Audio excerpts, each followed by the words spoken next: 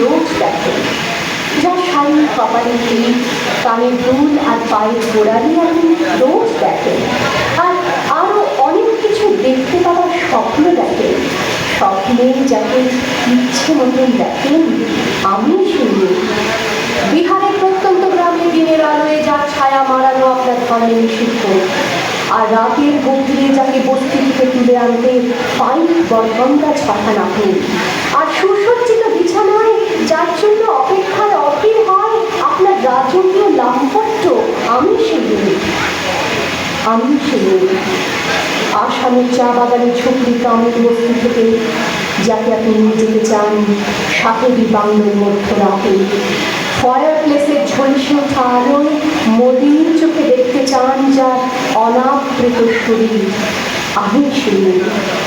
রাজস্থানের শুকনো উঠোন থেকে পিপাসার জল আনতে যাকে আপনি পাঠিয়ে দেন 10 মাইল দূরের সরকারি ইদারায়, আর 20 মাইল হেঁটে ক্লান্ত বিধ্বস্ত যে রমণী ঘরা টকে ঘরে ফিরলেই যাকে বসিয়ে দেন চুলার আগুনের সামনে আপনার রুটি বানাতে, আমি শুনি। আমি শুনি যাকে নিয়ে আপনি মগ্ন হতে চান গঙ্গার ধারে কিংবা ভিক্টোরিয়ার সবুজে কিংবা সিনেমা হলের নীল অন্ধকারে, যার চোখে আপনি এঁকে দিতে চান ছোট স্বপ্নের কাজল আর ফুরিয়ে যাওয়া সিগারেটের প্যাকেটের মতো, যাকে পথের দুপাশে ছুঁড়ে ফেলে আপনার ফুল সাজানো গাড়ি শুভ বিবাহ সুসম্পন্ন করতে ছুটে যায় শহরের পথে।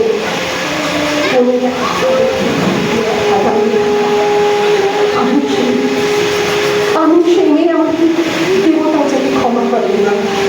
অহংকার আর শক্তির গম্ভীরে যার গর্ভে রেখে যান কুমারী অপমাকি, আর চোখের জলে কুন্তি করে নদীর জলে ভাসিয়ে দিতে পান কপিকে আত্মচোখে। আমি সেই সংসারের অসময়ে আমি ভরসা, আমার ছাত্র পড়ানো টাকায় মায়ের ওষুধ কেনা হয়, আমার বাড়তি রোজগারে ভাঙে বই কেনা হয়, আমার সমস্ত শরীর প্রবল দৃষ্টিতে ভিজতে থাকে, কালো আকাশ মাথায় নিয়ে আমি ছাতা হয়ে থাকি, ছাতার নিচে সুখে বাঁচে সংসার। আপনি আপনি আপনি আপনারা আমার জন্য অনেক করেছেন, সাহিত্যে কাব্যে শাস্ত্রে লোকাচারে আমাকে মা বলে পুজো করেছেন, প্রকৃতি বলে আবির্ভূতা করেছেন, আবার শহরগঞ্জের গানাগুলিতে ঠোঁটে রং মাখিয়ে কপি হাতে দাঁড় করিয়ে দিয়েছেন। আমি শুনি একদিন, হয়তো অন্য কোনো একদিন আমার সমস্ত মিথ্যে পোশাক ছুঁড়ে ফেলে দিয়ে আমি হয়ে উঠবো সেই অসামান্য খোলা চুল, মেঘের মতো থাকবে আমার খোলা পিঠ, দু চোখে জ্বলবে ভীষণ আগুন,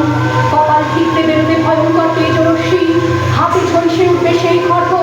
দু পায়ের উপরে বেঁচে উঠবে রামদুন্নবী, ভীষণ চট্ট হাসিতে ভরে উঠবে আকাশ, দেবতারা আতঙ্কে স্তব্ধ হয়ে বলতে থাকবে